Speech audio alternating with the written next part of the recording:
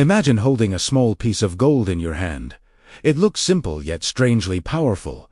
It glows like it remembers something ancient, and today you'll finally understand why this metal quietly ruled the world. Before we dive deep, think about this.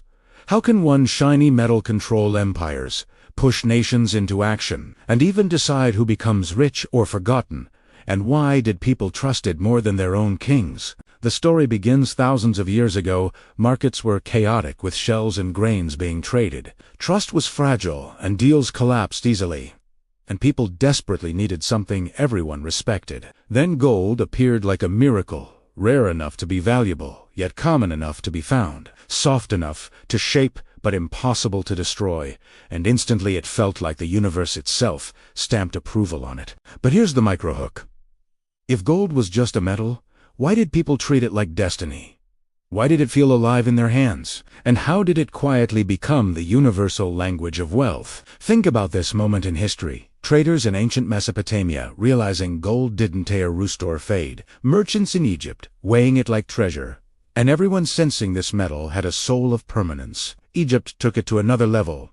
Pharaohs buried mountains of gold with them. Priests guarded mines like sacred temples. And the Nile became the earliest highway of wealth. But gold wasn't just wealth. It became power. It became reputation.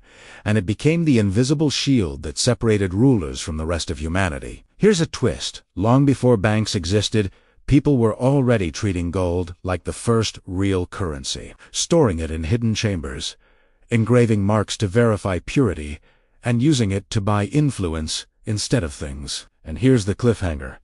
This metal of the sun didn't just shape economies. It shaped psychology, because once people believed gold meant safety, no ruler could ever break that belief. Now fast forward to ancient Greece. Sailors carried gold coins as their last hope. Soldiers were paid in gold to ensure loyalty, and kings kept secret vaults deeper than their palaces. When Alexander the Great expanded his empire, gold was his silent weapon. He seized mines before cities. He secured treasuries before borders, and he knew gold controlled armies better than commands. But something strange happened. Every place Alexander conquered already valued gold, as if humanity instinctively agreed on its power, and no document was ever needed to confirm it. This is where mystery enters. Who gave gold its authority? How did civilizations separated by oceans choose the same metal? And what hidden rule of nature was everybody obeying? Imagine traders on the Silk Road. Bags full of spices, silk, medicine, and weapons. Yet gold was the only thing that never changed. Price, mood, or loyalty. Rome understood this perfectly. Their entire economic engine ran on gold coins. Soldiers marched for it. Merchants respected it blindly, and emperors minted it to show they controlled life itself. But Rome also gave us a warning. When they started mixing cheaper metals into gold coins, people sensed the lie instantly. Trust collapsed, and inflation spread like wildfire. Microhook time. So if gold loses purity, the entire system suffers. And this tiny detail will come back thousands of years later in modern banking. After Rome fell, something unbelievable happened. Gold kept its value even when laws vanished, borders dissolved, and civilizations disappeared. Think about that. Everything created by humans can collapse, but gold kept standing like a witness of history, untouched by chaos, reminding people that wealth survives only when it's real. Now watch how the story shifts. Medieval kings locked gold inside stone fortresses. Knights guarded caravans with their lives, and entire wars were funded just to claim a few more bars. The world slowly realized a new truth. Whoever controls gold controls the rules, because laws can be rewritten, but gold doesn't negotiate. Then Europe entered the age of exploration.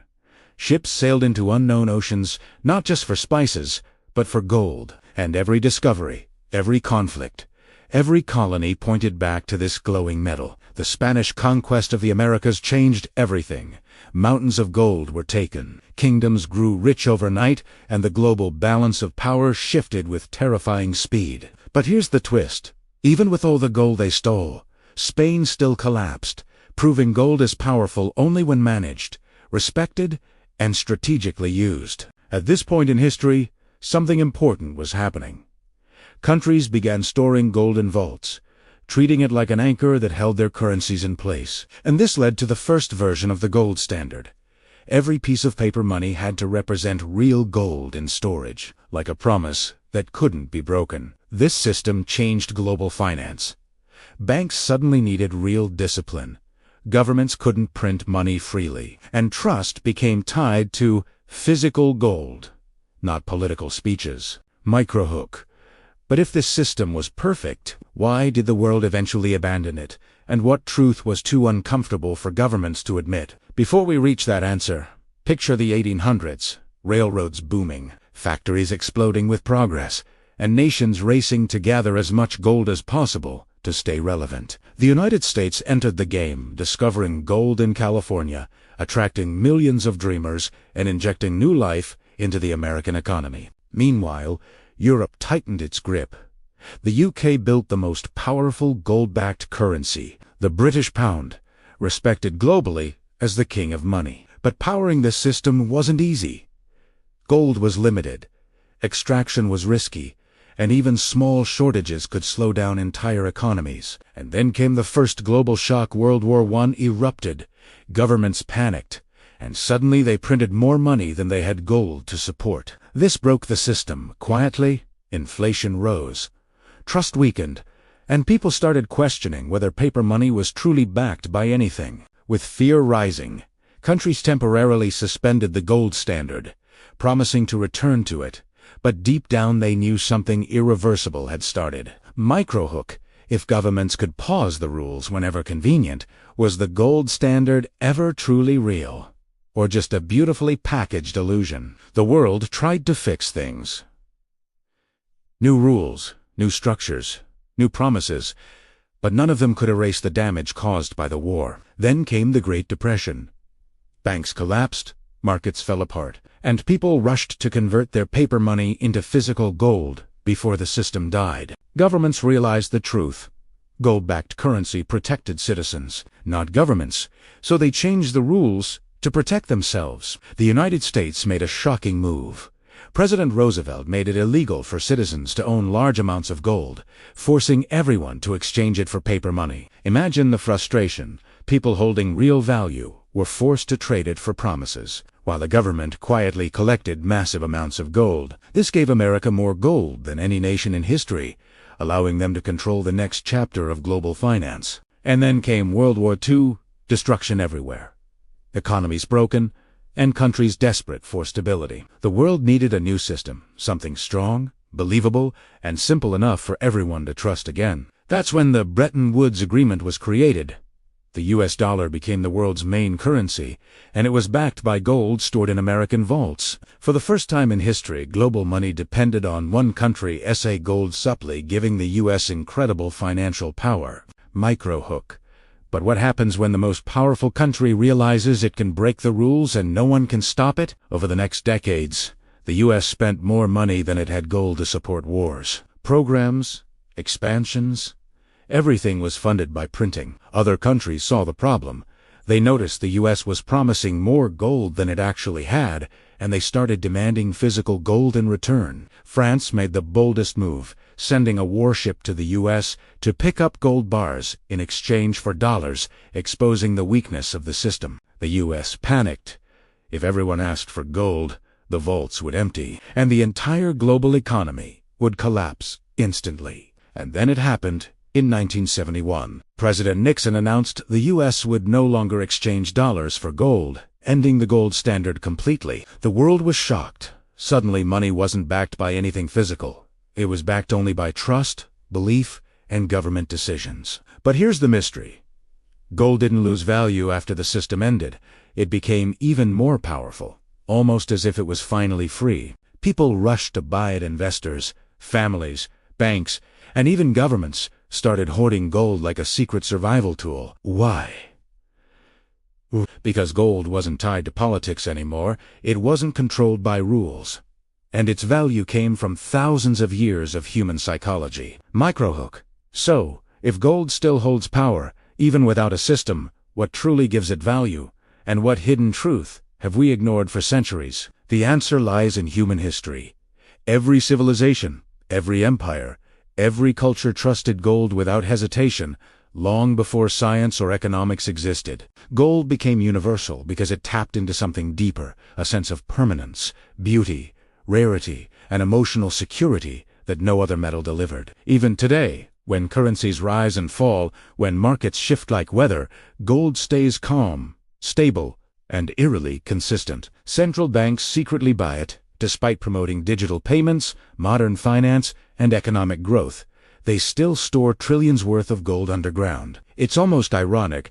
The world pretends gold isn't the backbone anymore. Yet every powerful nation holds it like their final insurance policy. China and Russia know this, building massive gold reserves, quietly preparing for a world where trust in paper money weakens again. The U.S. still has the largest supply deep in Fort Knox, guarded like a myth, hidden behind doors that barely anyone on the planet has seen. Here's a twist. No one truly knows how much gold is physically there, because audits haven't been transparent for decades. This raises a chilling question. What if the real global power structure isn't based on money or GDP, but on which country secretly holds the most gold? Microhook.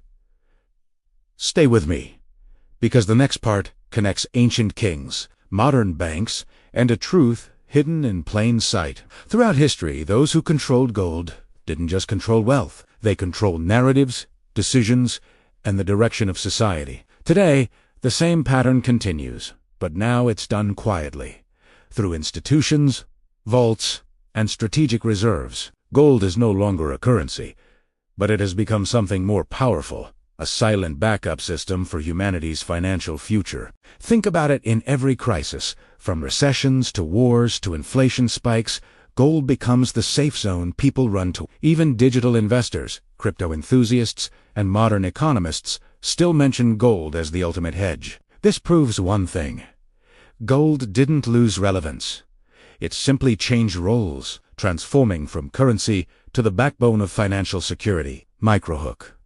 But the biggest secret is coming now. The one nobody talks about publicly yet affects every currency in your wallet. Modern governments print money freely, but they still buy gold in the background to protect themselves from the consequences. This reveals a contradiction. Governments insist gold isn't money, yet they treat it like the most important money of all. And that's your hidden truth. The gold standard didn't end. It simply moved into the shadows. The world now runs on two systems, the visible one based on paper and digital currency, and the invisible one backed by gold reserves. Nations pretend everything is backed by policy and trust, but behind closed doors, physical gold still decides real power. Look at Storia. Every empire that abandoned gold too confidently eventually collapsed. Not because gold left them, but because discipline did. Today's world is repeating patterns: exponential printing, rising debt, unstable markets, and silent gold accumulation. Every country prepares quietly, because they know one day trust in paper systems will wobble, and gold will be the final anchor again. Microhook. So, what does this mean for you? The modern viewer, living in a world of screens, apps, and digital money. It means gold still matters. Not as a flashy asset, but as a symbol of stability when everything else is noise. It means gold will always be relevant. As long as humans fear uncertainty, desire security, and search for something permanent. It means every financial crisis, every inflation surge, and every currency devaluation will push people back toward gold. Gold isn't wealth. Gold is confidence, and confidence is the real currency that runs the world. And here's the twist. You're living in a time where gold is quietly returning to power, not officially, but psychologically. Investors feel it. Nations feel it. Even regular families feel it. Because deep down, everyone knows real value never dies. So why did gold become power? Because people gave it meaning. Because history gave it respect. And because time gave it perfection. And why does it stay powerful? Because no system has ever replaced the trust it creates, and no invention has matched its purity or permanence. Gold became power, not through force, but through consensus, survival, and the oldest form of human logic. Trust what lasts. And now you know the truth. Gold didn't become powerful. Humanity became loyal to it. making it the oldest and strongest financial bond on Earth. But here's your final microhook. The story doesn't end here, because something even bigger is happening right now in the global system. Countries are secretly shifting to gold-backed settlements, hinting at a future where gold might slowly return to center stage. Digital currencies are rising, but even they might eventually link to gold to gain credibility and global acceptance. We may be entering a new golden era. Not like ancient times, but a modern version where gold supports technology instead of kings. The rare twist of gold wasn't left behind by the future. Gold is quietly preparing to become part of the future. And remember this as we close. The metal that shaped empires might soon shape digital money too. So subscribe and stay ready, because in our next video we're diving into the hidden story of silver and why it might be the next big financial weapon.